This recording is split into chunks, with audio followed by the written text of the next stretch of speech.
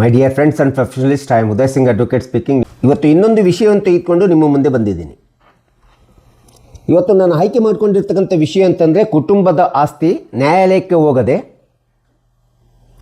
ಸದಸ್ಯರುಗಳು ತಮ್ಮೊಳಗೆ ಒಪ್ಪಿಗೆಯನ್ನು ಪಡ್ಕೊಂಡು ಬಗೆಹರಿಸಿಕೊಳ್ಳಿಕ್ಕಿರ್ತಕ್ಕಂಥ ಕಾನೂನಿನ ಷರತ್ತುಗಳು ಅಥವಾ ನಿಯಮಗಳು ಏನು ಎಂಬತಕ್ಕಂಥದ್ರ ಬಗ್ಗೆ ಒಂದು ಪಕ್ಷಿ ನೋಟವನ್ನು ನೋಡೋಣ.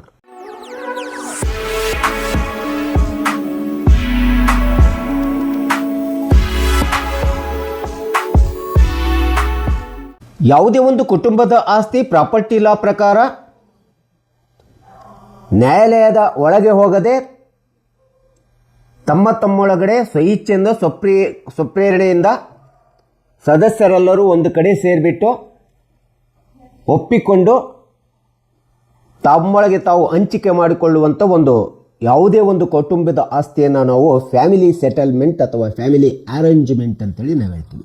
ಸೊ ಇಂಥ ಒಂದು ಕೌಟುಂಬಿಕ ಆಸ್ತಿಯನ್ನು ತಮ್ಮೊಳಗೆ ಹಂಚಿಕೆ ಮಾಡಿಕೊಳ್ಳತಕ್ಕಂಥದ್ದು ಪರಿಹರಿಸ್ಕೊಳ್ಳಿಕ್ಕೆ ಪ್ರಾಪರ್ಟಿ ಲಾ ಪ್ರಕಾರ ಕೆಲವೊಂದು ಷರತ್ತುಗಳನ್ನು, ಕಂಡೀಷನ್ಸ್ಗಳನ್ನು ಕಾನೂನಿನಲ್ಲಿ ನಾವು ನೋಡ್ತಾ ಇದ್ದೀವಿ. ಸೊ ಯಾವುದೇ ಒಂದು ಕೌಟುಂಬಿಕ ಆಸ್ತಿ ಕಾನೂನನ್ನು ಹೊರತಾಗಿ ಹಂಚಿಕೆ ಮಾಡ್ಕೊಳ್ಳಿಕ್ಕೆ ಅವಕಾಶವಿಲ್ಲ. ಕಾನೂನನ್ನು ಬಿಟ್ಟು ಹಂಚಿಕೆ ಮಾಡ್ಕೋಬೇಕಂತಂದರೆ ಅಲ್ಲಿ ಕಾನೂನು ತನ್ನದೇ ಆಗಿರ್ತಕ್ಕಂಥ ಒಂದು ನೈತಿಕ ಷರತ್ತುಗಳನ್ನು ಸಹ ಹೇಳ್ತದೆ. ಆ ನೈತಿಕ ಷರತ್ತುಗಳಿಗೆ ಒಳಪಟ್ಟು ನಾವು ಕುಟುಂಬದ ಆಸ್ತಿಯನ್ನು ಹಂಚಿಕೆ ಮಾಡ್ಕೋಬೇಕಾಗುತ್ತೆ. ಅಂಥ ಒಂದು ಕೌಟುಂಬಿಕ ವ್ಯವಸ್ಥೆಯಲ್ಲಿ ಬರುವಂಥ ಅತಿ ಪ್ರಮುಖವಾದಂಥ ಕಾನೂನಾತ್ಮಕ ನಿಯಮಗಳು ಅಥವಾ ಷರತ್ತುಗಳು ಅಂದ್ರೆ ಏನಂತೇಳಿ ನಾವು ನೋಡ್ತಾ ಹೋದರೆ, ಸೊ ಮೊಟ್ಟ ಮೊದಲನೇದಾಗಿ ಬೋನೋಫೈಡ್ ಅರೇಂಜ್ಮೆಂಟ್ ಅಂತ ಹೇಳ್ತೀವಿ. It is the first and foremost essential conditions of the among the family members when they are going to distribution of their property ಅಂತೇಳಿ ನಾವು ಹೇಳ್ಬೋದು. ಒಂದು ಕೌಟುಂಬಿಕ ವ್ಯವಸ್ಥೆ ಅರೇಂಜ್ಮೆಂಟ್ ಎಂಬತಕ್ಕಂಥದ್ದು ಬರೀ ಆಸ್ತಿ ಹಂಚಿಕೆಯ ಉದ್ದೇಶವನ್ನಷ್ಟೇ ಹೊಂದಿರಬಾರದು. ಅಲ್ಲಿ ಬೋನೋಫೈಡ್ ಅರೇಂಜ್ಮೆಂಟ್ ಇರಬೇಕು, ಅಂದರೆ ಸದ್ಭಾವನಾ ಮನೋಭಾವನೆ ಹೊಂದಿರಬೇಕು. ಕುಟುಂಬದಲ್ಲಿರ್ತಕ್ಕಂಥ ಈಗಾಗಲೇ ಇರ್ತಕ್ಕಂಥ ಯಾವುದೇ ವಿವಾದಗಳಿರ್ಬೋದು ಮತ್ತು ಮುಂದೆ ಕೌಟುಂಬಿಕ ವ್ಯವಸ್ಥೆ ಒಳಗೆ ಉದ್ಭವಿಸುವಂಥ ಯಾವುದೇ ಸಮಸ್ಯೆಗಳನ್ನು ಪರಿಹರಿಸಿಬಿಟ್ಟು ಇಡೀ ಒಂದು ಕುಟುಂಬ ಶಾಂತಿ ಮತ್ತು ಸೌಹಾರ್ದತೆ ವ್ಯವಸ್ಥೆ ಒಳಗಡೆ ಬದುಕುವಂಥ ಉದ್ದೇಶವನ್ನು ಹೊಂದಿರುವಂಥ ರೀತಿಯಲ್ಲಿ ಫ್ಯಾಮಿಲಿ ಅರೇಂಜ್ಮೆಂಟ್ ಇರಬೇಕು, ಫ್ಯಾಮಿಲಿ ಸೆಟಲ್ಮೆಂಟ್ ಇರಬೇಕೆಂಬತಕ್ಕಂಥದ್ದನ್ನು ಪ್ರಾಪರ್ಟಿ ಲಾದಲ್ಲಿ ಸ್ಪಷ್ಟವಾಗಿ ಹೇಳಲಾಗಿದೆ. ಇದು ಮೊಟ್ಟ ಮೊದಲನೇ ನಿಯಮ.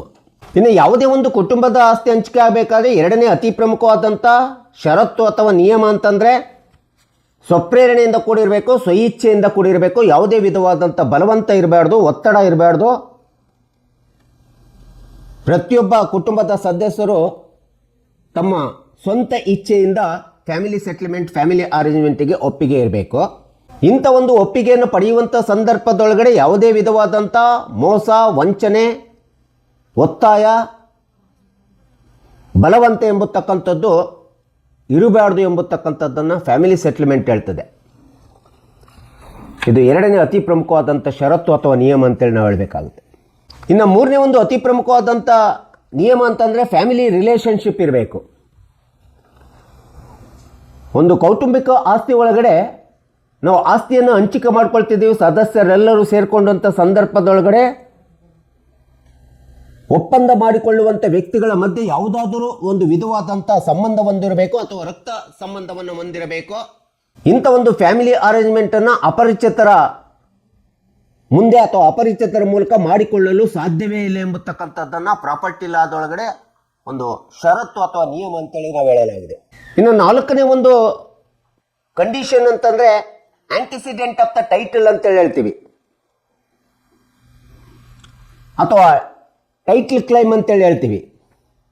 ಸೊ ಇಂಥ ಒಂದು ಫ್ಯಾಮಿಲಿಯ ಒಂದು ಆಸ್ತಿಯ ಒಪ್ಪಂದ ಮಾಡಿಕೊಳ್ಳತಕ್ಕಂಥದ್ದು, ಹಂಚಿಕೆ ಮಾಡಿಕೊಳ್ಳತಕ್ಕಂಥ ವ್ಯವಸ್ಥೆ ಒಳಗಡೆ ಒಂದಲ್ಲ ಒಂದು ವಿಧವಾದಂಥ ಪೂರ್ವಾಧಿಕಾರದ ಹಕ್ಕನ್ನು ಹೊಂದಿರಬೇಕು. ಈ ಒಪ್ಪಂದದೊಳಗೆ ಭಾಗವಹಿಸುವಂಥ ಎಲ್ಲ ಕುಟುಂಬದ ಸದಸ್ಯರುಗಳು ಯಾವುದಾದರೂ ಒಂದು ರೀತಿಯಾಗಿರ್ತಕ್ಕಂಥ ಆಸ್ತಿಯ ಮೇಲೆ ತಮ್ಮದೇ ಆಗಿರ್ತಕ್ಕಂಥ ಪೂರ್ವಾಧಿಕಾರದ ಹಕ್ಕನ್ನು ಹೊಂದಿರಬೇಕು ಅಥವಾ ಟೈಟ್ಲನ್ನು ಹೊಂದಿರತಕ್ಕಂಥವರಿಗೆ ಮಾತ್ರ ಈ ಒಂದು ಕೌಟುಂಬಿಕ ವ್ಯವಸ್ಥೆ ಒಪ್ಪಂದ ಅನ್ವಯಿಸುತ್ತದೆ ಎಂಬತಕ್ಕಂಥದ್ದನ್ನು ಕಾನೂನುಬದ್ಧ ಷರತ್ತು ಹೇಳ್ತದೆ. ಸೊ ಈ ರೀತಿ ಫ್ಯಾಮಿಲಿ ಸೆಟಲ್ಮೆಂಟ್ ಅಥವಾ ಅರೇಂಜ್ಮೆಂಟು ಮಾಡಿಕೊಂಡ ನಂತರ ಪ್ರತಿಯೊಬ್ಬ ಸದಸ್ಯನು ಸಹ ಸ್ವಪ್ರೇರಣೆಯಿಂದ ಸ್ವಇಚ್ಛೆಯಿಂದ ಒಪ್ಪಿಗೆ ಕೊಡಬೇಕು ಇಂಥ ಒಂದು ಒಪ್ಪಂದಕ್ಕೆ. ಒಪ್ಪಿಗೆಯನ್ನು ಮೌಖಿಕವಾದಂಥ ಒಪ್ಪಿಗೆಯನ್ನು ಪಡೆದ ನಂತರ ಆ ಒಂದು ಓರಲ್ ಮೆಮೊರೆಂಡಮ್ ಆಫ್ ಪಾರ್ಟಿಷನ್ ಅಂತ ಏನಿರ್ತದೆ ಅದಕ್ಕೆ ಒಂದು ಕಾಗದದೊಳಗಡೆ ಜ್ಞಾಪನಾ ಪತ್ರವಂತೇಳಿ ಬರಿತೀವಿ. ಆ ಜ್ಞಾಪನಾ ಪತ್ರಕ್ಕೆ ಪ್ರತಿಯೊಬ್ಬ ಸದಸ್ಯನು ಸಹ ಸಹಿಯನ್ನು ಹಾಕಬೇಕಾಗುತ್ತೆ. ಒಂದು ವೇಳೆ ಇಂಥ ಒಂದು ಫ್ಯಾಮಿಲಿ ಸೆಟಲ್ಮೆಂಟ್ ಅಥವಾ ಅರೇಂಜ್ಮೆಂಟಿಗೆ ಯಾವುದಾದರೂ ಒಬ್ಬ ಕುಟುಂಬದ ಸದಸ್ಯ ಒಪ್ಪಿಗೆಯನ್ನು ಕೊಡಲಿಲ್ಲ ಅಂತಂದರೆ ಅಥವಾ ಸಹಿಯನ್ನು ಮಾಡಲಿಲ್ಲ ಅಂತಂದರೆ ಅಂಥ ಒಂದು ಫ್ಯಾಮಿಲಿ ಅರೇಂಜ್ಮೆಂಟನ್ನು ಯಾವುದೇ ಸಂದರ್ಭದಲ್ಲಿ ನ್ಯಾಯಾಲಯದೊಳಗಡೆ ಪ್ರಶ್ನಿಸುವಂಥ ಹಕ್ಕನ್ನು ಆ ಕುಟುಂಬದ ಸದಸ್ಯ ಹೊಂದಿರ್ತಾನೆ. ಇಂಥ ಒಂದು ಫ್ಯಾಮಿಲಿ ಅರೇಂಜ್ಮೆಂಟು ಅಸಿಂಧು ಆಗಿರ್ತದೆ, ಅದಕ್ಕೆ ಮೌಲ್ಯ ಇರೋದಿಲ್ಲ. ಈ ಫ್ಯಾಮಿಲಿ ಅರೇಂಜ್ಮೆಂಟ್ ಎಂಬತಕ್ಕಂಥದ್ದು ಕುಟುಂಬದ ಆಸ್ತಿಯನ್ನು ಹಂಚಿಕೊಳ್ಳಿಕ್ಕೆ ಮಾತ್ರ ಇರತಕ್ಕಂಥದ್ದಲ್ಲ, ಅಥವಾ ಹೊಸದಾಗಿ ಯಾವುದೇ ವಿಧವಾದಂಥ ಒಂದು ಕುಟುಂಬದ ಸದಸ್ಯರ ಆಸ್ತಿಯ ಹಕ್ಕನ್ನು ಹುಟ್ಟುಹಾಕಬೇಕು ಎಂಬತಕ್ಕಂಥ ಉದ್ದೇಶವನ್ನು ಹೊಂದಿರೋದಿಲ್ಲ. ಇದರ ಮೂಲ ಉದ್ದೇಶ ಅಂತಂದರೆ ಎಲ್ಲ ಸದಸ್ಯರು ತಮ್ಮ ತಮ್ಮೊಳಗೆ ಒಪ್ಪಿಗೆಯನ್ನು ಪಡ್ಕೊಂಡ್ಬಿಟ್ಟು ಸ್ವಪ್ರೇರಣೆಯಿಂದ ಸ್ವಇಚ್ಛೆಯಿಂದ ತಮ್ಮ ತಮ್ಮ ಹಕ್ಕನ್ನು ಗುರುತಿಸಿಕೊಳ್ಳುವಂಥ ಒಂದು ಆಸ್ತಿ ಹಂಚಿಕೆಯ ಒಂದು ಪ್ರಕ್ರಿಯೆ ಅಂತೇಳಿ ನಾವು ಹೇಳ್ತೀವಿ. ತಮ್ಮ ತಮ್ಮ ಹಕ್ಕನ್ನು ಗುರುತಿಸಿಕೊಳ್ಳುವಂಥ ಒಂದು ಪ್ರಕ್ರಿಯೆ ಆಗಿರ್ತದೆ. ಇಂಥ ಒಂದು ಷರತ್ತನ್ನು ಈ ಒಂದು ಫ್ಯಾಮಿಲಿ ಅರೇಂಜ್ಮೆಂಟ್ ಹೊಂದಿರ್ತದೆ. ಸೊ ಈ ಒಂದು ಫ್ಯಾಮಿಲಿ ಸೆಟಲ್ಮೆಂಟ್ ಎಂಬತಕ್ಕಂಥದ್ದು ಎರಡು ವಿಧದಲ್ಲಿ ನಾವು ಯಾವುದೇ ಒಂದು ಕುಟುಂಬದ ಆಸ್ತಿಯನ್ನು ಸೆಟಲ್ಮೆಂಟ್ ಮಾಡ್ಕೋಬೋದು. ಮೊಟ್ಟ ಮೊದಲನೇದಾಗಿ ಓರಲ್ ಅಗ್ರಿಮೆಂಟ್ ಅಂತ ಹೇಳ್ತೀವಿ, ಮೌಖಿಕವಾದಂಥ ಒಡಂಬಡಿಕೆ ಅಂತೇಳಿ ನಾವು ಕರಿತೀವಿ. ಎರಡನೇದು ರಿಟರ್ನ್ ಅಗ್ರಿಮೆಂಟ್ ಅಥವಾ ರಿಟರ್ನ್ ಡೀಡ್ ಅಂತೇಳಿ ನಾವು ಕರಿತೀವಿ, ಲಿಖಿತವಾದಂಥ ಒಪ್ಪಂದ ಅಂತೇಳಿ ಕರಿತೀವಿ. ಈ ರೀತಿ ಎರಡು ವಿಧದಲ್ಲಿ ನಾವು ಕುಟುಂಬದ ಆಸ್ತಿಯನ್ನು ನ್ಯಾಯಾಲಯದೊಳಗೆ ಹೋಗದೆ ಇಂಥ ಒಂದು ಷರತ್ತುಗಳಿಗೆ ಒಳಪಟ್ಟು ನಾವು ಹಂಚಿಕೆಯನ್ನು ಮಾಡ್ಕೋಬೋದು, ವಿಭಾಗ ಮಾಡ್ಕೋಬೋದು. ಮೌಖಿಕ ಒಪ್ಪಂದ ಅಂತಂದರೆ ಕುಟುಂಬದ ಸದಸ್ಯರೆಲ್ಲರೂ ಸಹ ಒಂದು ಕಡೆ ಸೇರಿಬಿಟ್ಟು ಹಿರಿಯರ ಸಮ್ಮುಖದಲ್ಲಿ ಪ್ರತಿಯೊಬ್ಬ ಸದಸ್ಯನ ಸ್ವಪ್ರೇರಣೆ ಸ್ವಇಚ್ಛೆಯ ಒಪ್ಪಿಗೆಯನ್ನು ಪಡೆದು ಅದನ್ನು ಒಂದು ಮೆಮೊರೆಂಡಮ್ ಆಫ್ ಪಾರ್ಟಿಷನ್ ಜ್ಞಾಪನಾ ವಿಭಾಗ ಅಂತೇಳಿ ಒಂದು ಕಾಗದದಲ್ಲಿ ಬರೆದು ಬಿಟ್ಟು ಆ ರೀತಿ ಒಪ್ಪಿಕೊಂಡು ಹಿರಿಯರ ಸಮ್ಮುಖದಲ್ಲಿ ಒಪ್ಪಿಕೊಂಡು ತಮ್ಮ ತಮ್ಮ ಆಸ್ತಿಯನ್ನು ಹಂಚಿಕೆ ವಿಭಾಗ ಮಾಡಿಕೊಂಡಿರ್ತಕ್ಕಂಥದ್ದನ್ನು ನಾವು ಫ್ಯಾಮಿಲಿ ಅರೇಂಜ್ಮೆಂಟ್ ಅಂತೇಳಿ ಕರಿತೀವಿ, ಅಥವಾ ಫ್ಯಾಮಿಲಿ ಸೆಟಲ್ಮೆಂಟ್ ಅಂತೇಳಿ ನಾವು ಕರಿತಕ್ಕಂಥದ್ದು. ಅದು ಮೌಖಿಕವಾಗಿರ್ತಕ್ಕಂಥ ಸೆಟಲ್ಮೆಂಟ್ ಆಗಿರ್ತದೆ. ಒಂದು ವೇಳೆ ರಿಟರ್ನ್ ಅಗ್ರಿಮೆಂಟನ್ನು ಅಥವಾ ರಿಟರ್ನ್ ಡೀಡನ್ನು ಮಾಡಿಕೊಳ್ಳುವುದರ ಮೂಲಕ ಇಡೀ ಕುಟುಂಬದ ಸದಸ್ಯರು ಸಹ ತಮ್ಮ ತಮ್ಮ ಆಸ್ತಿ ಹಕ್ಕನ್ನು ಹಂಚಿಕೆ ಮಾಡಿಕೊಳ್ಳುವಂಥ ವಿಭಾಗ ಮಾಡಿಕೊಳ್ಳುವಂಥ ಎರಡನೇ ಒಂದು ಅತಿ ಪ್ರಮುಖವಾದಂಥ ಆಸ್ತಿ ವಿಭಾಗ ಅಂತ ಹೇಳ್ತೀವಿ. ಇದನ್ನು ನ್ಯಾಯಾಲಯದೊಳಗಡೆ ಹೋಗದೆ ತಮ್ಮ ಕುಟುಂಬದ ಸದಸ್ಯರು ಸಹ ತಾವೇ ಮಾಡ್ಕೋಬಹುದು. ಸೊ ಈ ಒಂದು ರಿಟರ್ನ್ ಡಾಕ್ಯುಮೆಂಟ್ ಯಾಕೆ ಅನುಕೂಲ ಆಗ್ತದೆ ಅಂತಂದರೆ ಪ್ರತಿಯೊಬ್ಬ ಕುಟುಂಬದ ಸದಸ್ಯರು ತಮ್ಮ ಆಸ್ತಿ ಹಕ್ಕನ್ನು ಸೃಷ್ಟಿಸಿಕೊಳ್ಬೇಕು, ತಮ್ಮ ಆಸ್ತಿ ಹಕ್ಕು ಇದು ಅಂತೇಳಿ ಗುರುತಿಸ್ಕೊಳ್ಬೇಕಂತಂದರೆ ಅಂಥ ಒಂದು ಸಂದರ್ಭದಲ್ಲಿ ರಿಟರ್ನ್ ಡೀಡನ್ನು ರಿಟರ್ನ್ ಡಾಕ್ಯುಮೆಂಟನ್ನು ತಯಾರು ಮಾಡಬೇಕಾಗುತ್ತೆ. ಅದನ್ನು ಲಿಖಿತ ವಿಭಾಗ ಪತ್ರ ಅಂತೇಳಿ ಕರಿತೀವಿ. ರಿಟರ್ನ್ ಡಿವಿಷನ್ ಡೀಡ್ ಅಂತೇಳಿ ನಾವು ಕರಿತೀವಿ, ಪಾರ್ಟಿಷನ್ ಡೀಡ್ ಅಂತೇಳಿ ಕರಿತೀವಿ.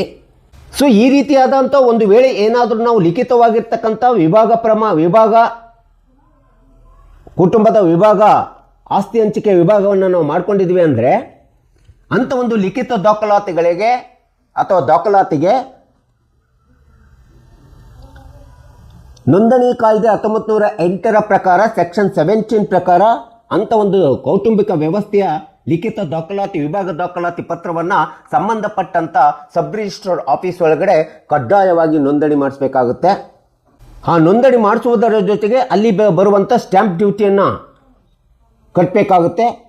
ಆ ಸ್ಟ್ಯಾಂಪ್ ಡ್ಯೂಟಿ ಕಟ್ಬಿಟ್ಟು ಪ್ರತಿಯೊಬ್ಬ ಸದಸ್ಯನು ಸಹ ಆ ಒಂದು ನೋಂದಣಿ ಪತ್ರಕ್ಕೆ ಒಪ್ಪಿಗೆಯನ್ನು ಕೊಟ್ಟು ಕಡ್ಡಾಯವಾಗಿ ತಮ್ಮ ಸಹಿಯನ್ನು ಕೊಡಬೇಕಾಗುತ್ತೆ.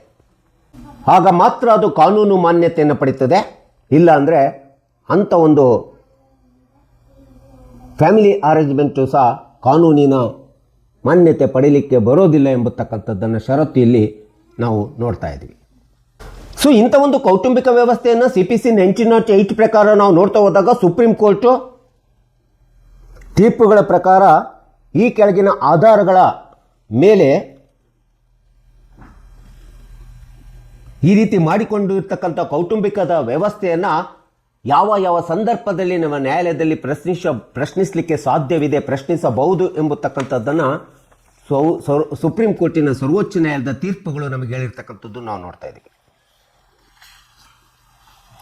ಸೊ ಯಾವ್ಯಾವ ಸಂದರ್ಭದಲ್ಲಿ ಈ ಕೌಟುಂಬಿಕ ಫ್ಯಾಮಿಲಿ ಸೆಟಲ್ಮೆಂಟ್, ಫ್ಯಾಮಿಲಿ ಅರೇಂಜ್ಮೆಂಟನ್ನು ನಾವು ಲಿಖಿತವಾಗಿ ದಾಖಲೆಗಳ ಮೂಲಕ ಮಾಡಿಕೊಂಡಂಥ ಸಂದರ್ಭದಲ್ಲಿ ಅವುಗಳಿಂದ ಏನಾದರೂ ನಮಗೆ ಕಾನೂನಾತ್ಮಕವಾದಂಥ ಅನ್ಯಾಯ, ತೊಂದರೆ ಬಂದಂಥ ಸಂದರ್ಭದಲ್ಲಿ ನ್ಯಾಯಾಲಯದಲ್ಲಿ ಪ್ರಶ್ನಿಸಲಿಕ್ಕೆ ಅವಕಾಶ ಇದೆ ಅಂಥೇಳಿ ಈ ಒಂದು ಕೌಟುಂಬಿಕ ಆಸ್ತಿ ವಿಭಾಗ ಹಂಚಿಕೆಯ ಫ್ಯಾಮಿಲಿ ಅರೇಂಜ್ಮೆಂಟ್ನ ಕಂಡೀಷನ್ಸ್ ಹೇಳಿರ್ತಕ್ಕಂಥದ್ದು ನೋಡ್ತೀವಿ. ಅದು ಸುಪ್ರೀಂ ಕೋರ್ಟ್ ಹೇಳಿರ್ತಕ್ಕಂಥ ನಿಯಮ, ಕಂಡೀಷನ್ಸ್ಗಳು. ಮೊಟ್ಟ ಮೊದಲನೇದಾಗಿ ಯಾವುದೇ ಒಂದು ಆಸ್ತಿ ಸದಸ್ಯರ ಒಬ್ಬ ಅಥವಾ ಇಬ್ಬರು ಸದಸ್ಯರುಗಳಿಗೆ ಕೌಟುಂಬಿಕ ಆಸ್ತಿ ವಿಭಾಗದ ಹಂಚಿಕೆ ಒಳಗಡೆ ಯಾವುದಾದ್ರೂ ಅಂಶವನ್ನು, ಸತ್ಯಾಂಶವನ್ನು ಬಚ್ಚಿಟ್ಟು ಅವರ ಹಕ್ಕುಗಳಿಗೆ ತೊಂದರೆ ಆಗುತ್ತಕ್ಕಂಥ ರೀತಿಯಲ್ಲಿ ಮೋಸ, ವಂಚನೆ, ಅನ್ಯಾಯ ಅಂತೇಳಿ ಕಂಡು ಬಂದು ಆ ರೀತಿಯಾದಂಥ ರೀತಿ ಒಳಗಡೆ ಫ್ಯಾಮಿಲಿ ಅರೇಂಜ್ಮೆಂಟ್, ಫ್ಯಾಮಿಲಿ ಸೆಟಲ್ಮೆಂಟ್ ಮಾಡಿಕೊಂಡಂಥ ಪ್ರತಿಯೊಂದು ಕೌಟುಂಬಿಕ ಆಸ್ತಿ ವಿಭಾಗದ ಹಂಚಿಕೆಯ ದಾಖಲೆಗಳ ಮೂಲಕ ನಾವು ಯಾವುದೇ ಸಂಬಂಧಪಟ್ಟಂಥ ನ್ಯಾಯಾಲಯದೊಳಗಡೆ ಪ್ರಶ್ನಿಸಲಿಕ್ಕೆ ಹಕ್ಕಿದೆ ಅಂತೇಳಿ ಸುಪ್ರೀಂ ಕೋರ್ಟ್ ಹೇಳಿದೆ. ಸೊ ಇನ್ನು ಕುಟುಂಬದ ಆಸ್ತಿ ಒಳಗಡೆ ಮನಸ್ತಾಪ ಇದೆ, ಬಿರುಕು ಇದೆ, ಅಣ್ಣ ತಮ್ಮಂದಿರೊಳಗಡೆ, ಅಕ್ಕ ತಂಗಿಯರೊಳಗಡೆ ವಿಭಾಗ ಹಂಚಿಕೆ ಮಾಡಿರ್ತಕ್ಕಂಥದ್ದು ಸರಿ ಇಲ್ಲ, ಬೇಸರ ಉಂಟಾಗಿದೆ, ಮನಸ್ತಾಪ ಉಂಟಾಗಿದೆ ಮತ್ತು ಯಾವುದೋ ಒಬ್ಬ ಸದಸ್ಯನಿಗೆ ಹಾನಿಯಾಗಿದೆ, ಬೆದರಿಕೆ ಆಗ್ತಾ ಇದೆ, ಅಥವಾ ಹಿರಿಯರು ತಮ್ಮ ಸ್ಥಾನದ ಅಧಿಕಾರವನ್ನು ದುರುಪಯೋಗ ಮಾಡ್ಕೊಂಡ್ಬಿಟ್ಟು ಆಸ್ತಿಯ ಹಂಚಿಕೆಯನ್ನು ಮಾಡಿದ್ದಾರೆ ಅಂತೇಳಿ ಕಂಡು ಬಂದಂಥ ಯಾವುದೇ ಫ್ಯಾಮಿಲಿ ಸೆಟಲ್ಮೆಂಟನ್ನು ಸಹ ನಾವು ಮಾನ್ಯ ನ್ಯಾಯಾಲಯದೊಳಗಡೆ ಪ್ರಶ್ನಿಸಲಿಕ್ಕೆ ಅವಕಾಶ ಇದೆ ಅಂತೇಳಿ ಸುಪ್ರೀಂ ಕೋರ್ಟ್ ಹೇಳ್ತಾ ಇದೆ.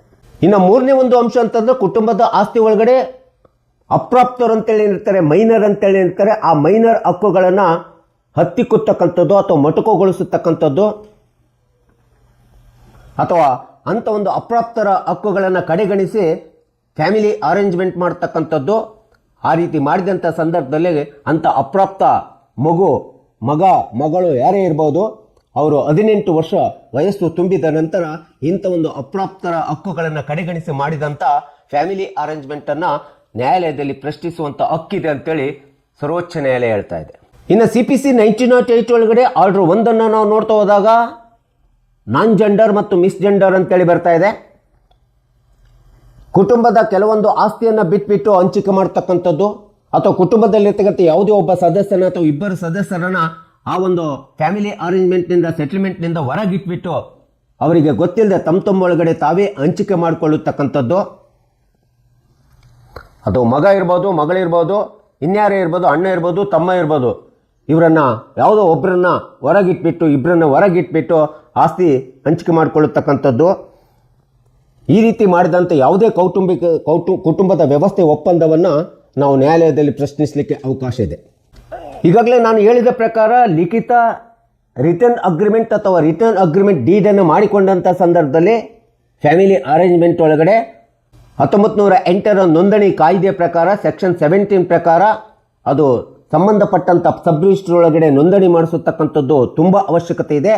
ಹೀಗೆ ನೋಂದಣಿ ಮಾಡದೆ ಬರೀ ಮೌಖಿಕವಾಗಿ ಅಥವಾ ಸುಮ್ಮನೆ ಯಾವುದೋ ಒಂದು ದಾಖಲೆ ಒಳಗಡೆ ಲಿಖಿತವಾಗಿ ಬರೆದುಕೊಂಡಿರ್ತಕ್ಕಂಥ ಯಾವುದೇ ಒಂದು ಕೌಟುಂಬಿಕದ ವ್ಯವಸ್ಥೆಯ ಒಪ್ಪಂದವನ್ನು ನ್ಯಾಯಾಲಯದಲ್ಲಿ ಪ್ರಶ್ನಿಸಲಿಕ್ಕೆ ಪ್ರತಿಯೊಬ್ಬರಿಗೂ ಹಕ್ಕಿದೆ ಎಂಬತಕ್ಕಂಥದ್ದನ್ನು ನಾವಿಲ್ಲಿ ಕಾಣ್ತಾ ಇದ್ದೀವಿ. ಮತ್ತು ಇಂಥ ಒಂದು ಕೌಟುಂಬಿಕ ಆಸ್ತಿ ಹಂಚಿಕೆ ವಿಭಾಗ ಎಂಬತಕ್ಕಂಥದ್ದು ಯಾವುದೋ ಒಂದು ಕುಟುಂಬದ ಆಸ್ತಿಯನ್ನು ಅಪರಿಚಿತರಿಗೆ, ತಮ್ಮ ಪರಿಚಯ ಇಲ್ಲದಂಥವರಿಗೆ ಮಾರಾಟ ಮಾಡಬೇಕೆಂಬತಕ್ಕಂಥ ಏಕೈಕವಾದಂಥ ದುರುದ್ದೇಶವನ್ನು ಇಟ್ಕೊಂಡ್ಬಿಟ್ಟು ಫ್ಯಾಮಿಲಿ ಅರೇಂಜ್ಮೆಂಟನ್ನು, ಫ್ಯಾಮಿಲಿ ಸೆಟಲ್ಮೆಂಟನ್ನು ಮಾಡಿದ್ದೇ ಆದರೆ ಅಂಥ ಒಂದು ಕೌಟುಂಬಿಕ ವ್ಯವಸ್ಥೆ ಒಪ್ಪಂದ ಕಾನೂನು ಬಾಹಿರ ಆಗ್ತದೆ, ಕಾನೂನು ಉಲ್ಲಂಘನೆ ಆಗ್ತದೆ. ಅಂಥ ಒಂದು ಆಸ್ತಿ ವರ್ಗಾವಣೆ ಮಾಡತಕ್ಕಂಥ ಉದ್ದೇಶಕ್ಕೋಸ್ಕರ ಒಪ್ಪಂದ ಮಾಡತಕ್ಕಂಥದ್ದು ಕಾನೂನುಬದ್ಧವಲ್ಲ, ಅಂಥ ಒಂದು ಒಪ್ಪಂದ ಅಸಿಂಧು ಆಗ್ತದೆ ಅಂತೇಳಿ ಸುಪ್ರೀಂ ಕೋರ್ಟ್ ಹೇಳ್ತಾ ಇದೆ. ಸೊ ಈ ರೀತಿ ಯಾವುದೇ ಒಂದು ಫ್ಯಾಮಿಲಿ ಸೆಟಲ್ಮೆಂಟನ್ನು, ಕುಟುಂಬದ ಆಸ್ತಿ ಹಂಚಿಕೆ ಮಾಡ್ಕೋಬೇಕಾದ್ರೆ ನ್ಯಾಯಾಲಯದೊಳಗಡೆ ಹೋಗದೆ ಈ ಎಲ್ಲ ಷರತ್ತುಗಳು, ಈ ಎಲ್ಲ ನಿಯಮಗಳನ್ನು ಅನುಸರಿಸಿ ಸರಿಯಾಗಿ ಹಂಚಿಕೆ ಮಾಡಿಕೊಂಡಾಗ ಅದು ಕಾನೂನುಬದ್ಧವಾದಂಥ ಪ್ರಾಪರ್ಟಿ ಲಾ ಪ್ರಕಾರ, ಆಸ್ತಿಯ ಕಾನೂನು ಕಾಯ್ದೆಯ ಪ್ರಕಾರ ಕಾನೂನುಬದ್ಧವಾದಂಥ ಫ್ಯಾಮಿಲಿ ಅರೇಂಜ್ಮೆಂಟ್ ಅನ್ನಿಸ್ತದೆ, ಫ್ಯಾಮಿಲಿ ಸೆಟ್ಲ್ಮೆಂಟ್ ಅನ್ನಿಸ್ತದೆ. ಸೊ ಅಷ್ಟೇ ಅಲ್ಲದೆ ಇಂಥ ಒಂದು ಕೌಟುಂಬಿಕ ವ್ಯವಸ್ಥೆಯ ವಿಭಾಗ ಪತ್ರವನ್ನು ಪ್ರಶ್ನಿಸಲಿಕ್ಕೆ ಕಾಲಮಿತಿ ಕಾಯ್ದೆ 1963ರ ಪ್ರಕಾರ ಈ ಒಂದು ಪ್ರಶ್ನೆ ಮಾಡಲಿಕ್ಕೆ ಕಾಲಮಿತಿಯನ್ನು ಕೊಡಲಾಗಿದೆ. ಕುಟುಂಬದ ಸದಸ್ಯರು ಒಪ್ಪಿಕೊಂಡು ಬಿಟ್ಟು ನಂತರ ಯಾರಿಗೋ ಒಬ್ಬರಿಗೆ ಭಿನ್ನಾಭಿಪ್ರಾಯ ಬಂತು ಅಂದರೆ ಇಂಥ ಒಂದು ಕುಟುಂಬದ ವ್ಯವಸ್ಥೆಯ ನಿರ್ಣಯವನ್ನು ಪ್ರಶ್ನೆ ಮಾಡಬೇಕಾದ್ರೆ ಅದಕ್ಕೆ 3 ವರ್ಷ ಕಾಲಾವಧಿ ಇರ್ತದೆ. ಕಾಲಮಿತಿ ಕಾಯ್ದೆ ಪ್ರಕಾರ 3 ವರ್ಷದೊಳಗಡೆ ಪ್ರಶ್ನಿಸ್ಬೋದು. ಇನ್ನು ಹೆಚ್ಚು ಅಂತಂದರೆ 12 ವರ್ಷಗಳವರೆಗೆ ಕಾಲಮಿತಿ ಇರ್ತದೆ. ಆ 12 ವರ್ಷದೊಳಗಡೆ ನ್ಯಾಯಾಲಯದೊಳಗಡೆ ಪ್ರಶ್ನಿಸುವಂಥ ಪ್ರತಿಯೊಬ್ಬ ಕುಟುಂಬ ಸದಸ್ಯನಿಗೆ ಹಕ್ಕು ಇರ್ತಕ್ಕಂಥದ್ದನ್ನು, ಕಾನೂನುಬದ್ಧವಾದಂಥ ಸ್ವತಂತ್ರತೆ ಹಕ್ಕು ಇರ್ತಕ್ಕಂಥದ್ದನ್ನು ನಾವಿಲ್ಲಿ ನೋಡ್ತಾ ಇದ್ದೀವಿ. ಹೀಗೆ ಕುಟುಂಬದ ಆಸ್ತಿ ಎಂಬತಕ್ಕಂಥದ್ದು ಇಡೀ ಕುಟುಂಬದ ಸದಸ್ಯರು ತಮ್ಮ ತಮ್ಮೊಳಗಡೆ ಒಪ್ಕೊಂಡ್ಬಿಟ್ಟು ಸ್ವಇಚ್ಛೆಯಿಂದ ಸೆಟ್ಲ್ಮೆಂಟ್ ಮಾಡಿಕೊಳ್ಳತಕ್ಕಂಥದ್ದು. ನ್ಯಾಯಾಲಯದೊಳಗಡೆ ಹೋಗದೆ ಮಾಡ್ಕೋಬೇಕಂತಂದರೆ ಈ ಎಲ್ಲ ಷರತ್ತುಗಳನ್ನು, ಕಾನೂನು ಪ್ರಕಾರ ಈ ಎಲ್ಲ ಷರತ್ತುಗಳನ್ನು ಕುಟುಂಬದ ಎಲ್ಲ ಸದಸ್ಯರುಗಳು ಒಪ್ಪಿಕೊಂಡಾಗ ಮಾತ್ರ ಸಾಧ್ಯ ಆಗ್ತದೆ.